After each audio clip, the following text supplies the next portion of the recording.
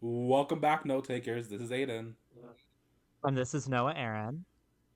And this is the On a Real Note podcast. So glad that you guys are back with us for another week, another episode. And if you are a first time listener, welcome aboard. We get into a lot of fun things over here, but this week we're here with another one of our interview episodes, which continues to be some of our favorite types because they're always fun. It's always nice to bring a guest into everything and just, go behind the curtain, see what's going on reality TV from the perspective of a guest. And this is our first from the Bravo universe. So I'm very excited about that. It's a fun little milestone. So yeah. Mm-hmm. And I also want to say it's probably Absolutely. one of the most raw and candid interviews we've had. Oh yeah, for sure. This one goes deep and it goes beyond just like oh, fun reality TV behind the scenes. Like this one gets a little real, and we appreciate that. And with Tammy McCall-Browning, if you're a fan of the Real Housewives of Atlanta, then you definitely remember her. She was a friend of on season 8, but she was actually supposed to be a full-time housewife. But if you watch the season, you know what happens there. But she was unashamed to be herself and fully brought herself, it seemed like, to every situation, although sometimes highlighted in a way that could be embarrassing, really not perceived the best by the woman, but I think embraced by fans. And in retrospect, people just liked the kind of character that she was, and it was kind of refreshing. But her filming experience came to an end after a notorious incident on the Miami trip involving a pool, her nephew, and '90s actress beauty queen Kenya Moore. So, and if you're not a fan of the Real Housewives, then you are in for a treat because Tammy's just fun, dynamic, smart, and just very earnest in sharing her story. And again, provided us with a great, very open interview. And now it's your opportunity to hear it from her mouth. Like 10 years later, get her perspective and insight to, who she is and what it's kind of like inside that Bravo machine, especially at what's considered the peak of the Real Housewives of Atlanta. And before we transition to the episode, we have noted this in the description as well, but I do want to reiterate and have this serve as a warning that sensitive topics are discussed in this episode, spanning mental health and suicide. So, again, just want that to serve as a warning. Noah, anything else to Absolutely. add before we transition into it?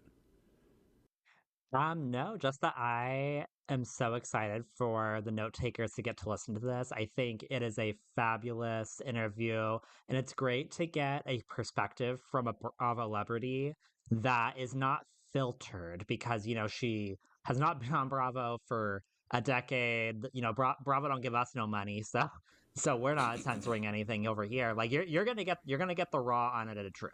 So I'm very excited for that. So, without further ado, all right, note takers. Today we have with us Tammy McCall-Browning, a designer, dancer, advocate that you may know from a little show called The Real Housewives of Atlanta. Tammy, thank you so much for joining us today. We really did enjoy you on the show. We were such a breath of fresh air and so very open, entertaining, and we're very glad to have you on. So again, thank you. How are you doing today? Thank you so much for having me. I really appreciate it. Same. So just wanted to kick things off, ease into a start. The show, of course, called The Real Housewives of Atlanta. Are you from Atlanta or Georgia originally, or did you just kind of end up there? Oh, good question. I actually grew up all over the United States. My every time my father got a promotion, we moved, which was on the average of every 2 to 3 years. So Wow. we lived everywhere from California to I finished high school in Cherry Hill, New Jersey, which is South Jersey. Hmm. And then in 1988, I came to Atlanta to go to a little school called Spelman College, and I've been there ever HBCU. since. HBCU.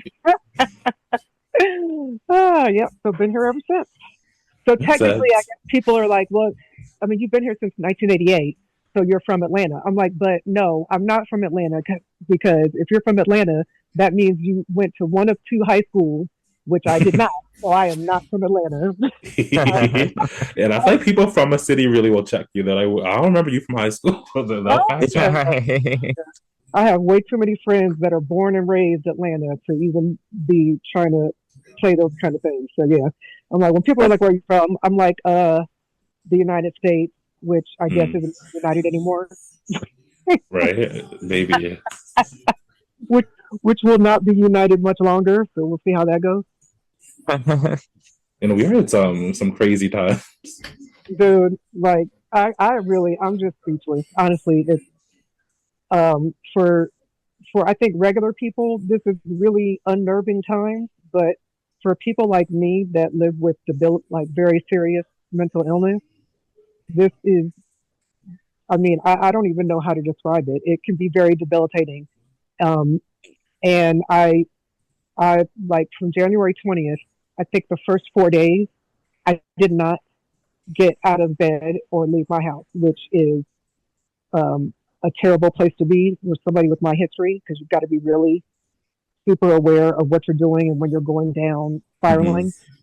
Um, and so my best friend lives in New York, and she is on the board of the Human Rights Campaign.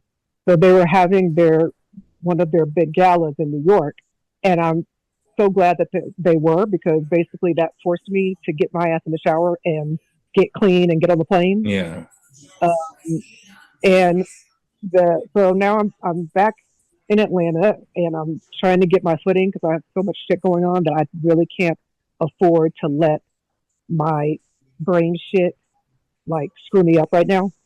Um, so yeah, I'm trying my best to fucking navigate this brain shit. So I'm praying for everybody that we all make it through because it's Hmm. gonna be a long, what, three 3 years, 280 days. I know. It's felt like 100 days already. With just it's just something new Right. every day. Oh my god. I know Yeah. it's So over. It's very overstimulating, like just mental overload. the exactly. And so my poor husband, um, who I don't. But did you guys watch the little film? I did. I can't I remember. We did, yes. Oh, okay. So my poor little white husband. did. You said that on the show too. every morning he's just looking scared, like what's about to happen? Is she about to pull out some knives? What is she gonna do? Yeah. Oh boy! Oh my goodness! So yeah, every white man that is married to a black woman, I really really send my prayers and thoughts. So, Right. It's like when Get Out came out. It's like, oh, so what's going on? oh my goodness! I'm like, so okay. So I don't know. Do you guys know what the 92% is? I don't. Don't So, know. so I'm gonna let you guys in on some black people secrets. So 92% is the black women that all voted for the correct person. So Oh, okay. if you ever hear someone say 92%, Hmm. that is us. Gotcha. That makes sense. So that tracks. Yep, yep, yep. So As per usual, a black woman holding up the world. there you go. Oh, exactly. But kicking back to some of your background, something I found interesting that was only mentioned on the show a little bit is that you were a ballet dancer originally. So I just want to know more about that and where your journey with ballet and dance has really taken you. Yeah, so that really was the constant of my life was ballet. And my my current co-designer partner, Miss Annette, was my very first ballet teacher when I was 4 years old.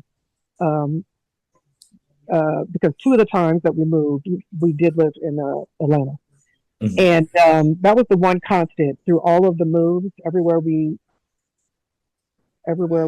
lived or moved to, that was the first thing that my mom did was find the ballet school, and so that really was a constant for me. Um, and then I was in the when I got to Spelman, I was in the Spelman Dance Theater. Obviously all 4 years of college, and I got a scholarship to get a master's in dance at UC Irvine, which I did I guess now they call it a gap year or a deferral.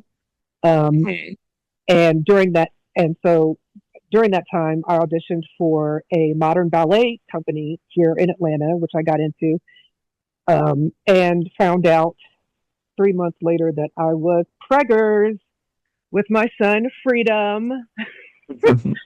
So, needless to say, God was like, haha.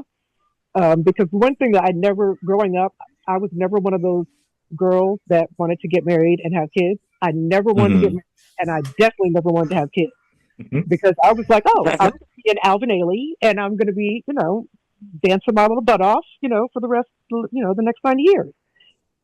Needless to say, Freedom arrived, and I basically took 20 years away from dancing, raising him. And it was only in, I think, about 2010, I tracked Miss Annette down and went back to dancing after 20 years. And then I was the principal dancer in her company. Oh Uh, wow. and then 2019 hit, or 20, whatever, March 2020 hit, everything shut down. Mm-hmm.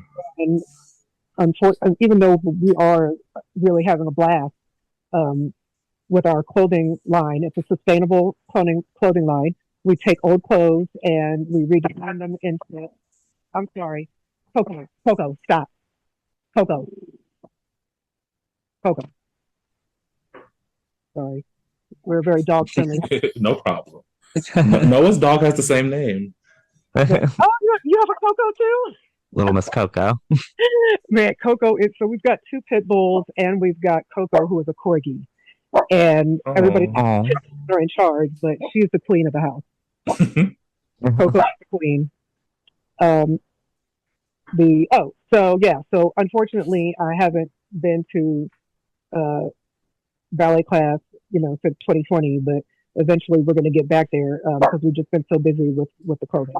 Um, and sustainable clothing, we call it resurrecting it, taking the old clothes, especially really. We love taking um, clothes that are like damaged in some way, like maybe it's wool and the moths got to it, or whatever. But taking old stuff and giving it a new life, and seeing it on red carpets and all that good stuff. So we're having a really good time, and especially in this time period, being able to use all of our creativity Mm-hmm. to kind of put a buffer between all the bullshit in the news. So. Yeah, that's amazing. Absolutely.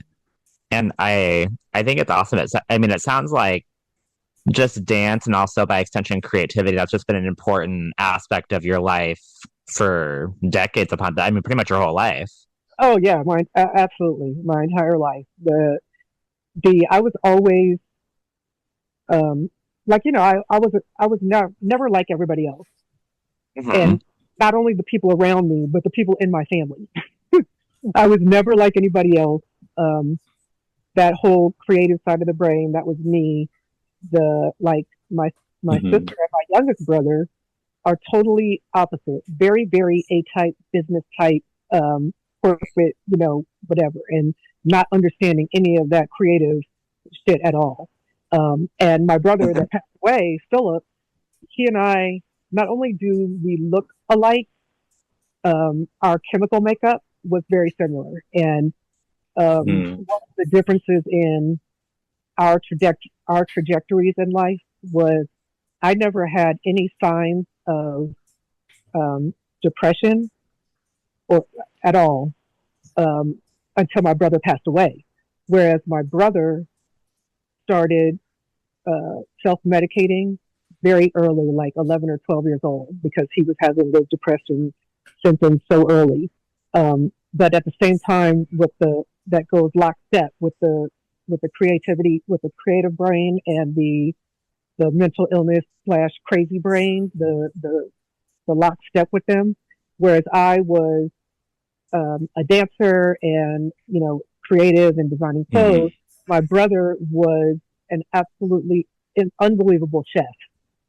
So our creative brains, our chemical makeups were very similar, and unfortunately, he never bought into the idea that doctors and science could help him. And he ended up, self-medicating to death. So for me, I didn't have any signs of depression until he passed away, and then it came hard and heavy, and I did attempt to end my life. So ended up hospitalized 3 times, and I was very. I have an amazing team of doctors here at Emory. Hmm. Um, I After trying to use so many different medications to get that right cocktail, uh, it still wasn't working. So I was what is known as treatment resistant.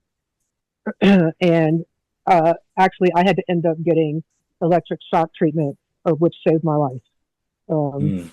and now I'm very happy to say I've been stable since 2019, and I'm on my little cocktail of medication. And I just really hope that my story and resurrect can help somebody somewhere. I appreciate you sharing that. Absolutely. Yeah, I mean, you never know when you're going to, kind of have that connection with just the right, just the right person hears you, they hear something relatable, and they decide to get help. You just never know. Absolutely, and so just jumping on the end of that, the guy that is my fabulous colorist, I've been with him forever.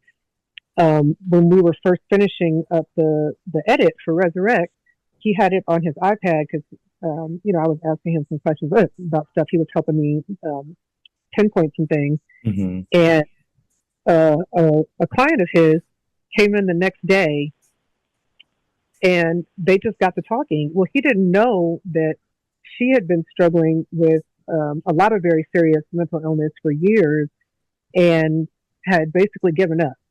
And he was like, "Well, look, I want you to see my friend Tammy." So he showed it to her, and she went and checked herself in for inpatient care the next week. And she came by and saw me and told me her story. And it was like, of course, my ass was busting out crying.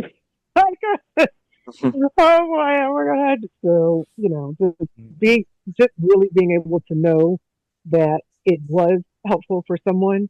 Hmm. And everything that I do in this vein, is all, you know, in, in, uh, in remembrance of my brother. So, Yeah. That's why there's so much power, and I think being vulnerable and really sharing in those moments, because one, you don't know who you're going to connect with, and two, it partially just inspires others, but really gets them to even reflect and be introspective. Even could be a lot. absolutely. Absolutely. Absolutely. Sorry, hold on. This girl is getting mad at me because she does not like me to be on the phone. No problem. Coco Queen. I'm gonna have to give her extra treat for her hanging in here with me. Okay. Okay. Yeah. So All in right. general, did you like have aspirations to be in the entertainment industry or like be on camera, or was it just you wanted to dance and express yourself? I just wanted to dance and express myself. Absolutely. Yeah. I definitely never had any aspirations of being on television, and and even once it was brought to me, um, the driving force for me was, oh, they're going to promote my son's career because Mm. that's what a mother does. Mhm. I was like, oh, you're going to promote my son's career? Okay, all right. Well, that does sound like a good idea. Yeah, but the So is that that like the big that selling that point? didn't happen. I'm sorry. So like, was that the big selling point by production, like getting your son's career together? I guess break down how like the show like found you out, approached you. Did you get recommended by one of the other women, or did they just kind of find you? Um, so I loose.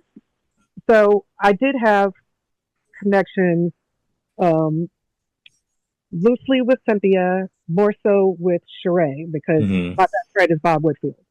So Mm-hmm. known each other, for 1,000,001 years. Um, Mhm. but we weren't friends because I'm Team Bob. But that was obviously production wise something that was good to use. Mm-hmm. Uh, and another one of my Spelman friends who is in production end of the industry, um, somebody knew me through her.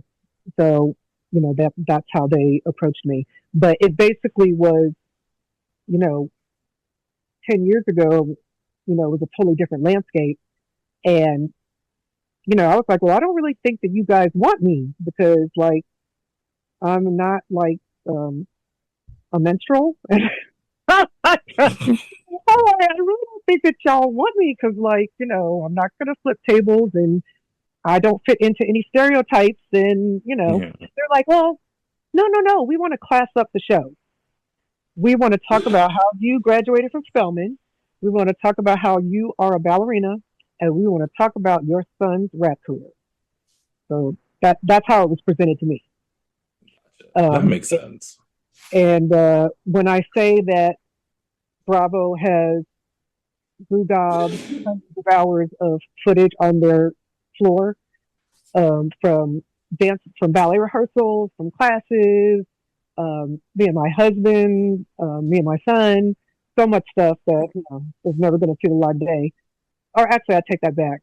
Let me speak it into existence.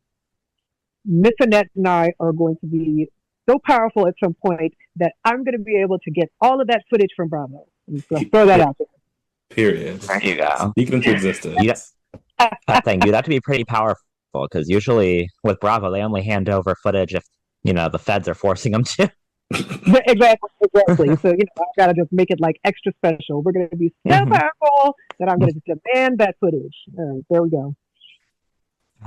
I loved one of my favorite moments of yours on the show is when you guys are all on the boat and you're kind of like asking the ladies if they've heard your son's song and you're kind of like singing along to the lyrics. And I was like, it's such like a Mama Bear moment. A total Mama Bear moment. Yes, absolutely. So that one, especially with Candy Barris in the room, you might as well. I mean, well, yeah, duh. I mean, like she is, one of the, I don't know all the percentages and stuff, but I mean, I know she wrote hit songs for TLC. Like, okay, yeah, duh. Like, she's there. We got to put it out there. And at that time, my son's song was, back then they used to call it viral. I don't know what they call it now. I'm so old. I think it's the same. It's just TikTok now. I think then it was probably like Dub Smash or Vine, where the music was popping. Now it's just on TikTok. They still call it viral though. They feel like that's a TikTok song. Oh, they do? Okay. Yeah.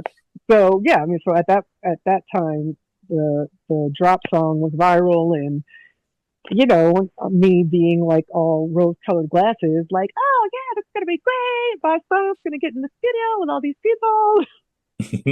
Were you like a momager, or were you just trying to help out on the side? Like, were you managing him, or was it just like you like, well, I'm making the best of what I got of the situation? See, so initially, I think in my head, I was momaging him. Now, whether he ever caught in onto that, I don't think he ever jumped on that train. But I'm like, dude, like, you should have listened to me then because I could have been Kris Jenner. Like he didn't know. Right? Oh my, minus the sex tape. We'll take that part out. But sometimes moms know what they're doing. Like, dude, that's true. So, but anyway, yeah, I don't think he ever jumped on that train. So I think in my head, I thought I was his momager until it got clearly handed to me that I needed to step out of that lane and stay in my mom lane, which took a while to absorb, but I eventually got there. Yeah, but I'm very happy to say, now has bought all of his own studio, all of his own engineering equipment. He does all his own beats and produces everything himself now. And he is his own functioning musical entity now. So I'm really that's amazing, especially owning a studio in Atlanta is like just a mecca for music too, and just staying at it. Like consistency and like making content and being creative is really what's key. Hard. Yeah, and it's also very hard. Very, very hard, and he has an unbelievable catalog of work already. and he's not even like quote unquote successful yet. But so I'm just really proud of him. He stuck it through. Like for people in that generation who are so used to instant gratification, and for him not getting that instant gratification and to still be working so hard at it, 10 years later, I'm really proud of him. Oh yeah, a lot of people would have thrown in the towel for sure. Absolutely, yeah. Right? Because if reality TV didn't work, I don't know what I would have done. Probably cried. But wait, you said if what didn't work? That's it. If I was a musician, I tried reality TV that didn't work, I would just cry. Like I don't know. Because sometimes people think it's like a end all be all secret solution to everything. It's not. Lord. It's hard. Lord, it definitely is hard. And one thing I will say is it takes a lot of balls to do that. So I really have never considered myself to be a judgmental person. But even when I hear people being judgmental about people they see on reality television, in the back of my head, I'm like, dude, you have no idea how difficult and how much balls and cojones or whatever it takes to do that. So yeah, no, to get in front of that camera and not know how the producers are going to actually kind of portray things, like you have no idea how you're going to come off, how people are going to react to you. It's a very scary thought. Very, very, very scary. And it's I wish that everybody get some kind of positive something out of their experience that they do it. And for me, it's been 10 years, but I feel like only recently, like in the last year, is it becoming clear to me that there was a reason for me doing it. And it's only becoming clear to me like in about the last year or so. So wow. I'll keep y'all posted. Okay. One, were you a fan of reality TV at all before appearing on the show? Were there any shows that you watched, or were you just like completely uninterested in it? Oh, I was totally uninterested in it. And remember, this was 10 years ago. So back then, it wasn't the cultural phenomenon that it is right now. And back then, like all of my friends were like, we would get like embarrassed when we were traveling, and people were like, "Oh, where are you from?" We didn't want to say Atlanta because we were like, "Oh my God, they're gonna think we're like those people on television," and none of our friends were like that. Like it was like embarrassing back then, and which again, I was like, I don't know. Are you sure you guys want me for this? Because I totally don't fit into any of those stereotypes. So. Makes sense. Can you share more about like the casting process? Like, what are they asking? I'm assuming they're all up in your house trying to see if like your house matches up. Like, what are they asking you? What are they really looking for? And also, I know you mentioned, your husband John mentioned that he didn't really want to be a part of it. And was it hard to convince him? And was that more on the production team? So just curious about all of that. Okay, so first of all, my husband is full of shit because his white ass tries to say that he didn't want to be on film and he didn't want. That is bullshit. Once those cameras started rolling, that dude was all up in there. So he liked it. He liked it. Man, please don't believe that shit. That dude was all up in there. Yeah, I mean, it's kind of I'm trying to remember. And again, number one, I was in a manic episode that year. And number two, I had 16 rounds of electric shock treatment. So you got to bear with me about the memory portion. Gotcha. But I know that we did do some filming at my house.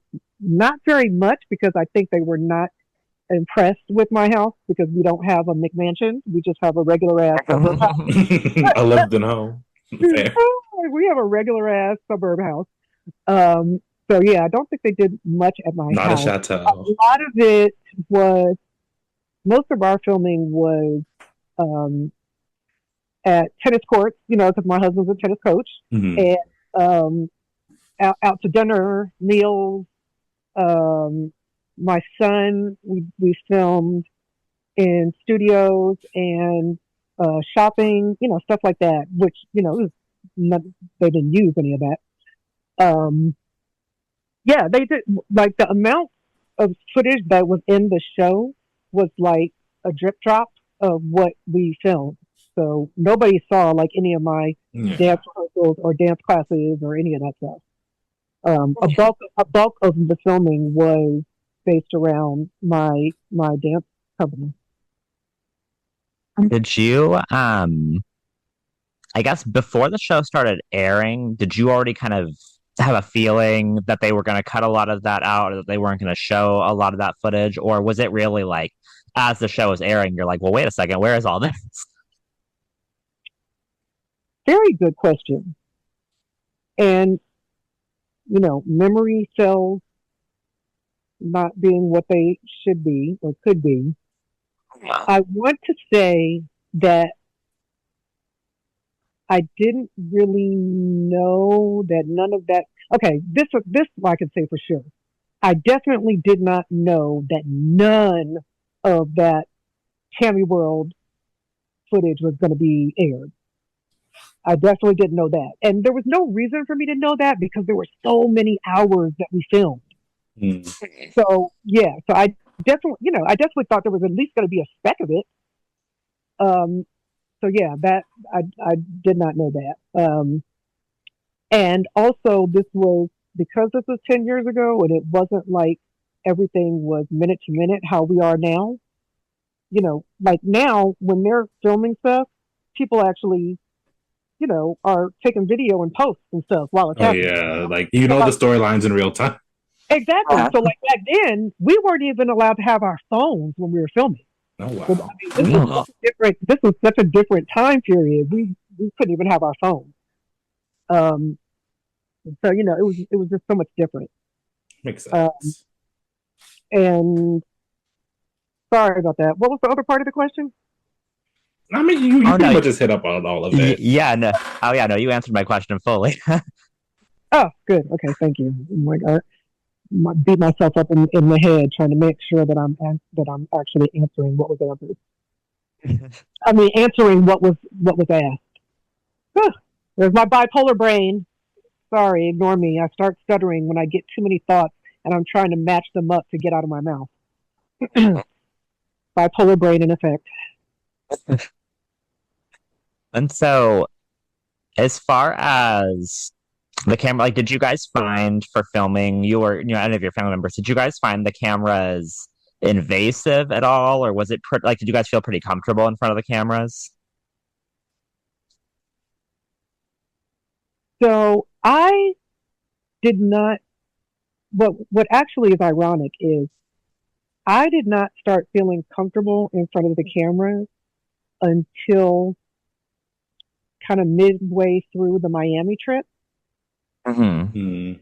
That was I didn't start kind of feeling almost comfortable until then, and then of course everything crashed. But yeah, it was kind of I was never feeling comfortable. There was a certain shift, um, and I keep forgetting that they didn't have footage of this. The When we were in Miami, there was the first day we went to dinner in a bar, and we were dancing with a bunch of locals, and it just really.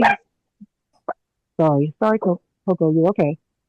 And it was during that little experience where I started kind of like being like, wait, maybe this will be all right. Maybe this isn't as Mm. bad as I think it is. And then the next day, all the shit went down, and then it was over. Yeah. But yeah, so I never felt invasive. I just hadn't started getting comfortable yet until about a day before I finished filming. Makes sense. So yeah, after the incident in Miami, was it like your choice to stop filming? Did they just not invite you back to things? Were the women really not trying to move forward with you? Like, what was the call made there? Okay, so that's another good question because memory wise, it's a blur. But I kind of, so what I think happened was when I went to the hospital, um, this is what, okay, when I went to the hospital, all I know is they finished checking me up. I have a bruise on my back and, whatever. They're giving me all the medication and, discharging me. And there was nobody there. So it was me and my nephew and his friend. And we are stuck in a hospital in Miami. We have no phones. We have no wallet. We have nothing. Mm. I couldn't call anybody. We didn't even know where the house was. I didn't even know the address to the house. Oh yeah, that's scary. Oh, it was very scary. I mean, it was really scary. So he finally got in touch with somebody, a friend of his, that came to come and get us. But to this day, I don't even know how he figured out how to get back to that house. So some kind of way he figured out how to get back there. We get there and, there's a huge fence. Everything is gone. I couldn't even buzz. I couldn't call. I couldn't do anything. I had to climb over the fence and go walk into the house. And they're all like, oh, shit. And I'm like, what the fuck? Like, what the actual fuck? I mean, it was, ugh. So when they opened that door, they're like, she looks crazy. Yeah. Number one, I didn't know it, but I am officially crazy. Number two, hell yeah, I look crazy. Like, what the fuck? Y'all left me stranded in some fucking hospital. Right. Well, yeah. I mean, I think you put anybody through all that in one night and then have a camera on them, they're going to look a little out of it, Right? And they don't know where their stuff is. This is why people don't forget the production side of things. You don't have all the information. You don't have your phone. You can't just call an Uber or whatever. It was unbelievable. Like, seriously, we were stuck in a hospital with nothing. I mean, just even now, I don't talk about it that often, but even now I'm talking about it and I'm like going through it in my head again. Like, what the fuck? Like, oh my gosh. So you almost feel like set up in a way. Like, of course I'm angry. Of course I'm reacting. I mean, yeah. So, Gotcha. one of the, like some of my friends, like, oh my God, when you write your book, blah blah blah. I'm like, dude, whatever. I am not writing a book. Even though all of my Spelman friends have written books, so I'm like, okay, what the fuck? I'm such a loser. All my friends have written books, and I haven't. Right? A cute little memoir, maybe. I feel like you have a very interesting memoir. I would buy a copy. Oh, absolutely. I would definitely. But if for no other reason, I have like so many people that are like, there should be a case study on your interracial blended family. And I mean, so, I don't know. There might be something to that part. We'll see. Yeah. Well, that night, because I remember watching the episode, the other ladies were kind of like freaking out, like, oh my gosh, Tammy's back. Like, what's going on? Like everything. And they weren't necessarily super sensitive to the situation. Did you feel any type of way when you like kind of saw that footage of that they kind of had recorded like a little iPhone video of them opening the door and everything, but also B, then when they were showing it to like Kenya and everything. Oh, you mean were my feelings hurt? I was totally bummed. Like were your feelings hurt, or did it kind of like change did it kind of change the way you felt about any of the ladies? Oh no, not at all. But yeah, I was totally butthurt. I mean, what normal person wouldn't be? But not that I'm normal. Let me take that back. I am so far from I'm so far from normal. Let me take that part back. But yes, I was totally butthurt. I already was just in such a fragile place. And at that time, not being able to put into context, damn, bitch, you're in a fucking manic ass episode, and you're about to be in some serious medical hurt. So not knowing that in context, now it makes perfect sense. But when you're in the middle of, the only way I can kind of describe it is when I look back at it now, I should have been like A, B, C, D. Oh, damn, bitch, you're in a fucking manic episode. But, when you're in the middle of that tornado or hurricane, you just can't see it. Yeah. And then your brother's passing wasn't too like long before like filming Atlanta, right? Well, so yeah, so that was the thing. He he died, and um, we started filming. I think 6 months later. Um, so we, That's tough. yeah, it was it. Yeah. So the whole time we were filming was uh, about 6 months to a year after he died, and Yeah. after that year is when the manic switched into the major depressive disorder. Um, Hmm. and yeah, so then that took a whole another life of its own. Yeah. Well, and that's such a tough time frame to be in because you kind of hear things about grief and about people dealing with the passing of loved ones and stuff, and a lot of people say like when they lose a parent or a sibling or a spouse or a child, a lot of times like for like literally like a year, it's like their brain's just completely somewhere else. Like a year later, you kind of like are like, whoa, what happened in the last year? Absolutely, Mm. absolutely. I mean, that that being in that mania stage, you you really it's like you're a whole different person, and you don't remember what was happening then Hmm. because you really are like in a whole state that is just maniacal. I mean, it's mania, and you really are a maniac, doing so many dangerous things, and things that are out of character. And I mean, there's so many times during that year where I definitely probably should have been dead. Um, not because I was trying to, but because I was doing so many dangerous, things. Um, Hmm. and and then when it flipped into the depressive side, I basically spent 3 months um, lying to my family and everybody and googling painless ways to kill yourself, which is just so ridiculous. Like who googles that? But it was just a time frame where I was just like, I'm not supposed to be here. I have no purpose. I'm supposed to be in heaven with my brother, and Mm. just googling really crazy stuff. You can't do this to your parents. You got to make it through the holidays. Well, that was another thing because it was during the holidays. Because let me back up. That was another thing. So my brother died on October 1st, and my birthday is October 2nd. So now it's like that whole birthday time of year is a whole set of things that I have to like plan for in advance. Mm-hmm. Um, and so October is going into the holiday season. So the holiday season for me is just totally screwed forever. Thanksgiving, Christmas, like I don't want to hear any of the music. I don't want to hear any of the, just like I don't celebrate these white people holidays, and I don't let my white husband celebrate these white people holidays. I'm just such a Grinch. I'm a total Grinch, and I laugh about it, and I have to laugh about it because it's so. If I wasn't laughing about it, it will become too painful.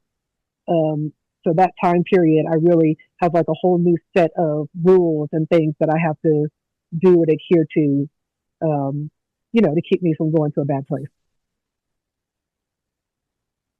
It's great that you're able to like reflect on it like that. Just such with such a positive, I think, perspective and view. I think it really does a lot. Yeah, yeah, well, my my true hope is that someone, and like I was telling you, my hair colorist, that the young lady that's his client, um, once she came and talked to me, I just really was like, oh, my job is done. I reached one person. I reached one person. Job done. All right, there you go. Now let's go make some fun, hyper crazy weird clothes. That is my joy in life, is coming up with random ass clothes that make me laugh. And it's a great outlet to have. It's Oh cool, honestly. yeah, no, it is. I'm very fortunate that uh, like I said, I have an amazing team of doctors. Um, and then that gets me going onto a whole nother, spiraling thing of, because I'm so fortunate that I have all these great doctors and, how many people living with mental illness don't have, those resources and uh, Mhm. the, I've always had, like I do a lot of volunteer work with the homeless community and I've always felt such a strong bond to them. And it didn't occur to me until I started getting stable that, oh, duh, this is why you feel so comfortable with them because when you're looking at them and you're talking to them, you're not seeing them as homeless people. You're seeing them as you or your brother. And Mm.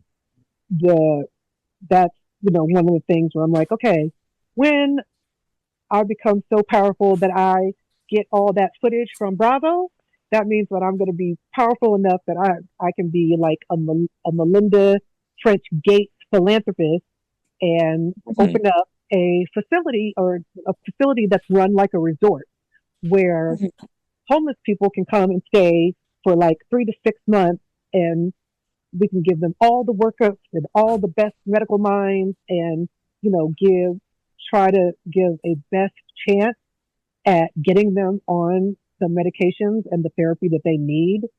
um like that would be like my cherry on the top. So it's good to wake up every day and know that I can't do everything today, but I do have some things that I would love to do that I could look forward to in the future. Absolutely. Yeah. So there's that, and then the other part is for just saying out loud and talking to people that are living with mental illness or that they don't need to, hopefully, to not be afraid of the diagnosis, to not be afraid of, okay, they're saying it's schizophrenia, it's bipolar, Mm. it's, whatever. It's don't be afraid of that label or that title um, because it's nothing to be ashamed of. And, if people actually go and look through history, how many people that changed the world that were living with mental illness? Um, so, it's not anything to Exactly. be ashamed.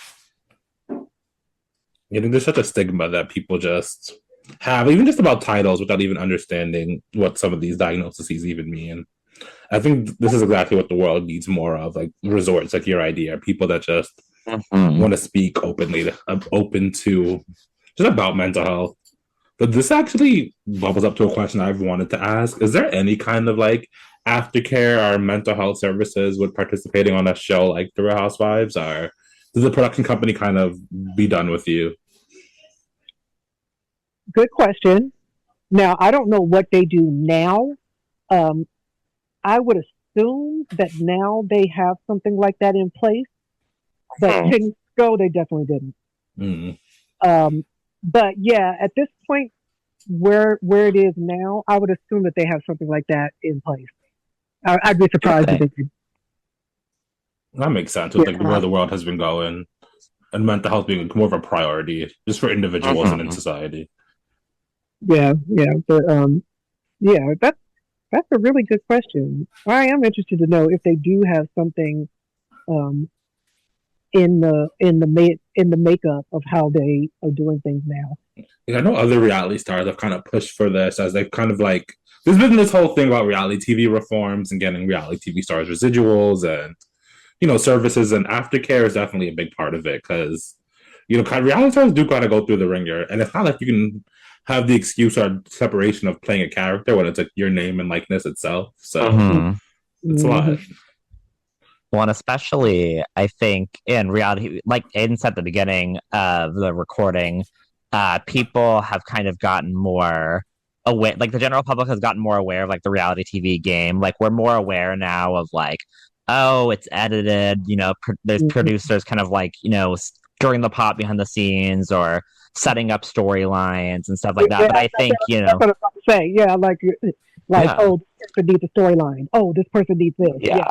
Yeah. But back when you were doing reality TV, I mean, that people were not as aware. People really did like watch it, and they kind of took what they saw on the screen as gospel almost. Like they were like, just like, yep, that's exactly who that person is.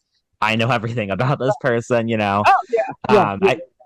Like People they felt did a lot more back control. then. Back then, people did not. The general public did not know that people actually like manufactured storylines back then. Mhm. We didn't. So now people know that some of it, or if not a big bulk of it, is manufactured.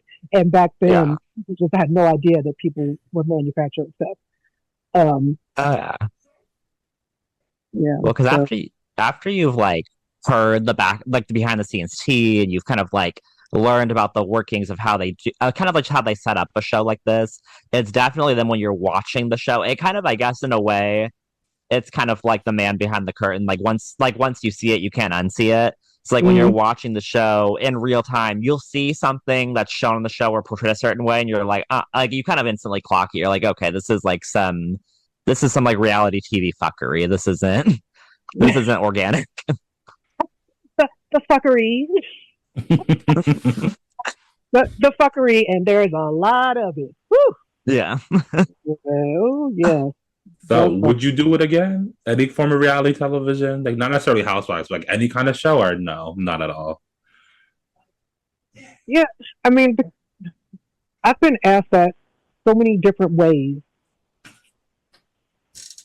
And I guess the smart thing to say is, do I see it happening? No. Mm. Is there a situation where I might say, "Oh, that makes sense"? Then I can't say never. If there was something, Fair. if there was something that made sense, to my current life and what's going on now, then I can't say never. But do I see it? No, I don't see it, because again, I don't fit into any of those stereotypes. I don't fit into any of those stereotypes, and I just don't see me being attractive to them in any way, shape, or form. So that's my true, honest answer. That's fair. That's fair. But I think you underestimate how just open, entertaining you are. So I feel like producers would be all over that. But happy for the right reason. My mom thinks I'm funny, and that's all that matters. Period. My husband sits and laughs at me all day long. He's like, "Dude, you're the only person I know that will say something and just crack up and laugh at your own self." I'm like, "Hey, if I'm not going to laugh, nobody is." Right. But I do that sometimes too. My dogs think I'm funny, and I have great conversations with myself. So, gotta make it work. Gotta make it work. Well, and then I guess this is kind of two questions, but I was wondering like what kind of your overall feeling of your experience like filming with the ladies was, like as far as interacting with them, spending time with them, if you were kind of like in general overall had a good time, and then also if you built or had any relationships that continued on after filming, if there's anyone you still keep up with today. So during the filming, I never got really comfortable with anybody, because I definitely,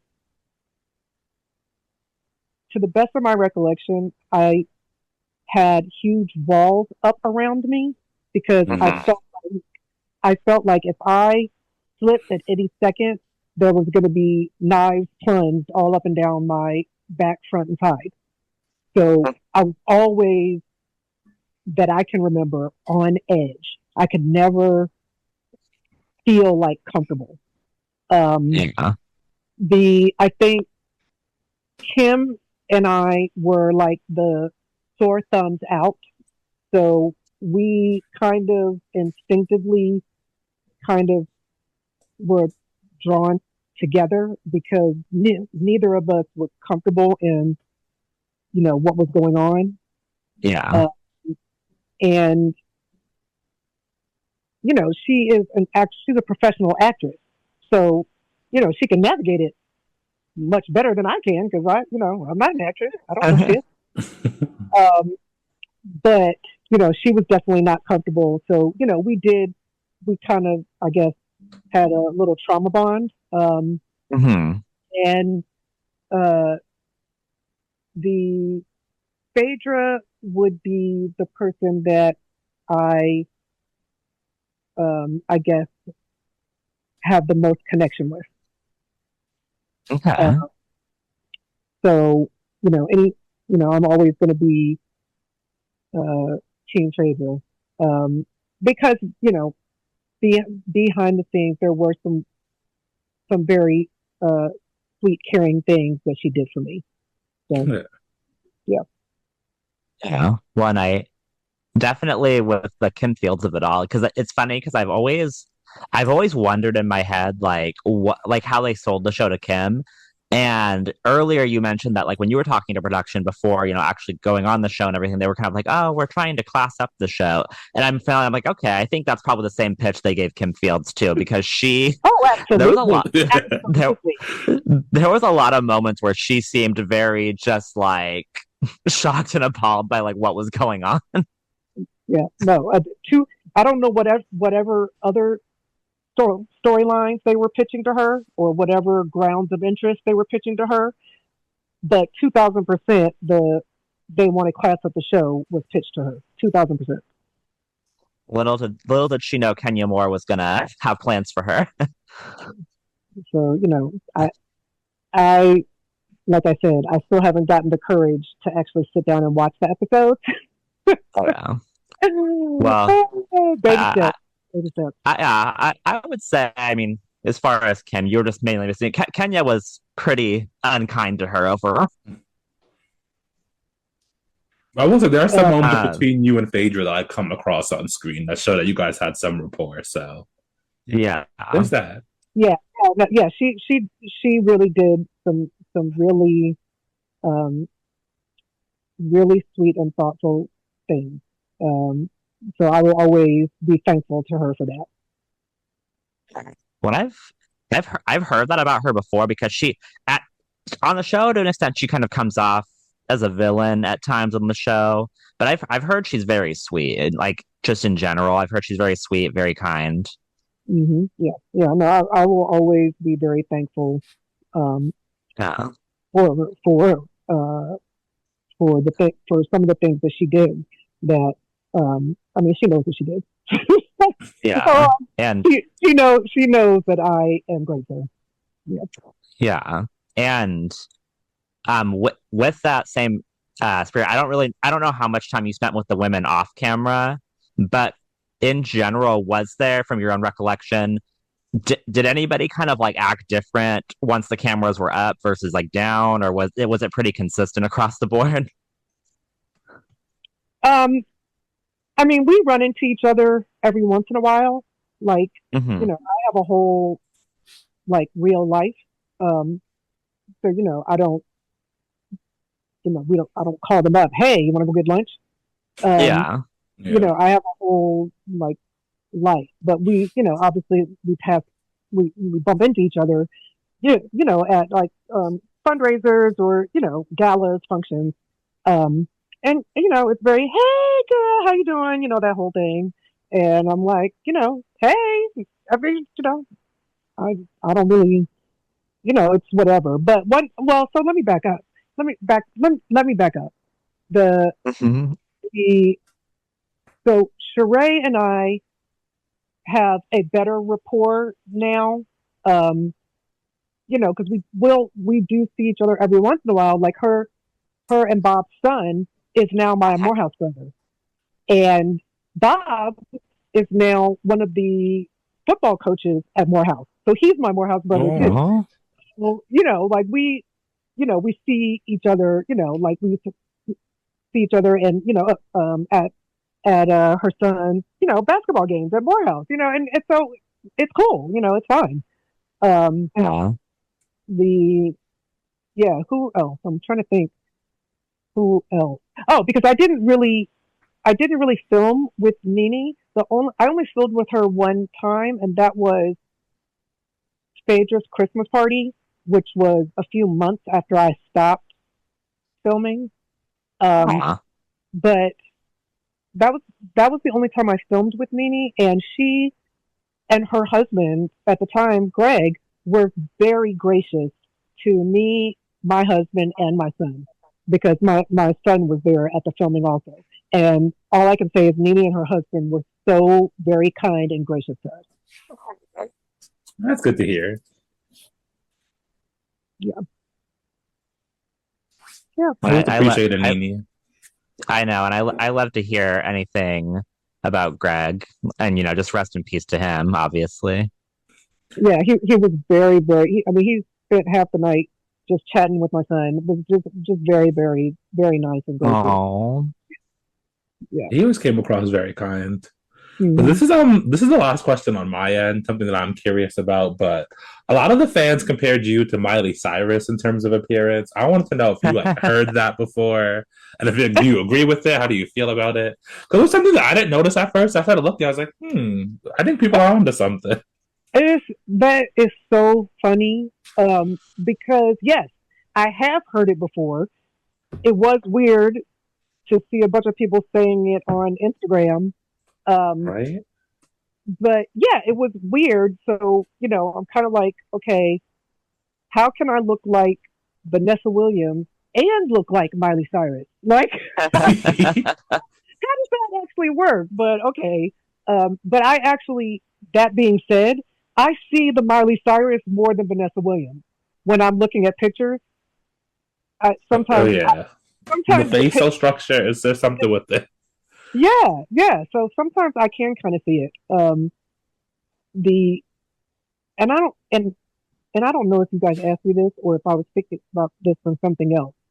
If y'all asked me this about people being mean on social media, um, because it was so long ago, but to this day, I still have mean people sending me DMs, um, saying stuff like, "Why have you lost so much weight? You look like you're on crack." Shit like that. oh my That's And, God. crazy. For why? For what? oh, it's terrible. It's It's terrible. true. It's terrible. Yeah. So I mean, it. Yeah, I I mean, don't, unfortunately, that on social media, I mean, people are just ruthless. dude, ruthless, ruthless. And at that time, I really couldn't handle it. Now I'm like, Yeah, whatever. And right. whatever. Like, what? Who has time to do this? Like, who has Yeah. who has that kind Well, of time? One that's and what's number so, two, like, I don't understand the. I just don't understand the whole mean girl thing and what yeah, people. I don't understand what people get out of that. So I'm yeah. I'm sure I'm never going to understand it. So I don't try to waste my little two brain cells that are left. I don't try to waste those little brain cells trying to understand because I'm never going to. So, Yeah, I Yeah. think Well, and just I think, being petty is just all some people know how to bond and connect with others, unfortunately. mm, yeah, I think it's like the culture of social media. And like you said, I mean, it's terrible because when people, kind of act out that way or come for somebody like that, they don't know like where that person that they're attacking is at. Because like you said, there was a period of time where like you couldn't handle that. Now it's, whatever, but they don't know. And it's just crazy to think that they could be okay with coming for and somebody like that and not knowing like what kind of mental or emotional state that person is. Because I mean, like, your words that you think are not that bad or not that hurtful for somebody that's like in a bad place, that could be like the final straw. oh, absolutely. And whether they know or care to know, is Mhm. a whole different lane in itself. Um, but all the hurtful things that they were posting and saying back then, Um, obviously in hindsight, I didn't know what was happening to me at that point, but those people that were saying all those mean things to me, did they know that 3 months later I tried to kill myself? Number one, no, they didn't know that. But number two, at this stage, seeing how people are, would they even care? They wouldn't. They wouldn't. I mean, it's it's really really sad. The state of affairs. So, Oh yeah, I think people will do the craziest mental gymnastics to like justify whatever terrible thing they've said or done, Like they'll mhm. find some way Hmm. to make it, I guess, not their fault or like, oh, I didn't do anything wrong. And I mean, and why would anybody in 2025? Why would anybody even feel the need to be accountable for anything when Mhm. you could be a liar and a criminal and you can be in the White House? So Right. I could be a felon and a rapist, I can go to the White House. Well, I'm sorry, I can't go to the White House because I'm a black woman.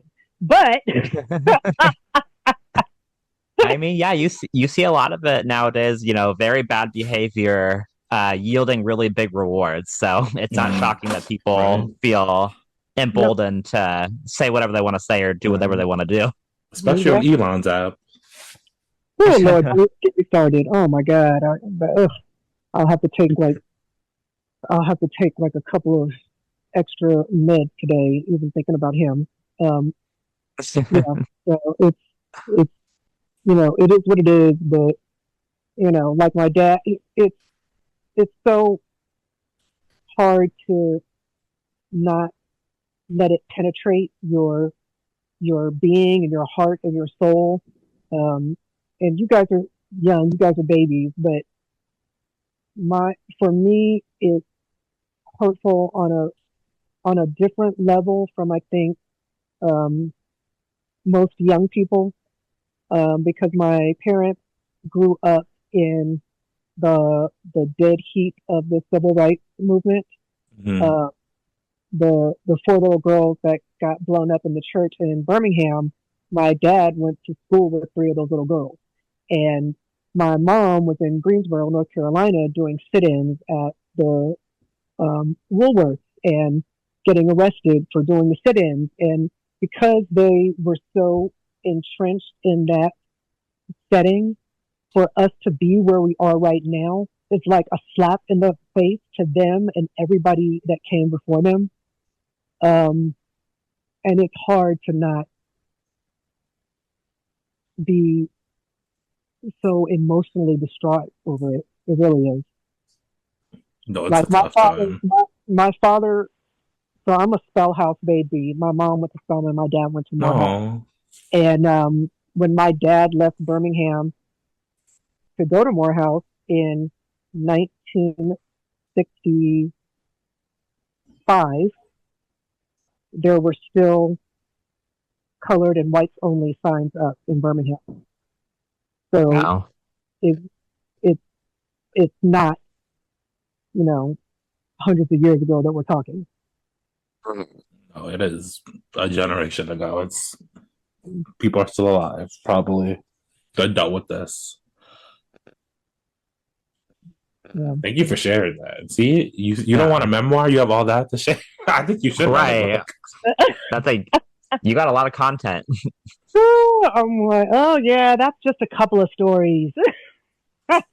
I've got tons. We didn't even talk about my first husband, my son's father. That's a whole nother. my my black husband. Oh shit! Now that's a whole nother. Woo! Yeah, no, there is a bunch. But yeah, so I am really taking to heart the understanding that there was a reason for me being so embarrassed on national television 10 years ago. There, it's working itself out here. Like I said, I'll keep you posted. Yeah, let us know if you ever get around to watching the episodes. Like I'll keep you posted. We really I appreciate you sharing your time with us, sharing your story, just being so open and honest and earnest again. Sure, for sure, for sure. I'm very happy, and anybody that is dealing with any kind of mental illness or living with someone that's dealing with mental illness, I would love for them to check out Resurrect, and I actually have a link for it in my Instagram, I think, but you guys know that I'm very techno stupid. But We can put a link. We'll also put a link in the episode description so But I listeners Yeah. can click to it. oh, okay. You mean like if I Yeah, like when it comes out, we can put a link in the description. Yeah. Oh so it's on YouTube. It's on YouTube, but I think, and you can tell me if they didn't do it correctly. They said that they put it in the link in my bio. So tell me if that doesn't work. It's there as well. It's there as well. I saw it earlier. Yeah. Oh, cool. Okay. But All I right. was Yeah. going to Tammy swing. Oh, cool. All right. Yeah. So my other Spellman sister, Queen Charmel, we Which is have iconic. we have That you went to college with Charmel. yeah. For my so we have- wrestling, I was a big wrestling fan. So I saw that. I was like, oh my God. Oh, so okay, yeah. So you know all about her, Booker T. Yeah. Oh, yes. So, yes. Yeah, my all of my Spellman sisters are doing amazing things. But yeah, Sherry and I have a few things that we're working on, so I will definitely keep you posted on all of those. I think thank you so much, Tammy. It has been absolutely amazing to talk to you today. Okay, awesome. Thank you so much. I really appreciate you guys having me. Of course. And you are always welcome if you ever want to follow up with us or just talk. Oh, for sure, for sure. Like, yeah, no, I'll definitely keep you guys posted on the up and coming. Yes. There's one thing that I'm not allowed to say yet, but as soon as I can, I will let you guys know. We'll definitely stay posted for Oh. that. And we'll put Tammy's socials in the description if you want to keep up with her and everything that she's doing. And you can always follow us on all platforms at On a Real Note Pod. We are there everywhere. Thank you.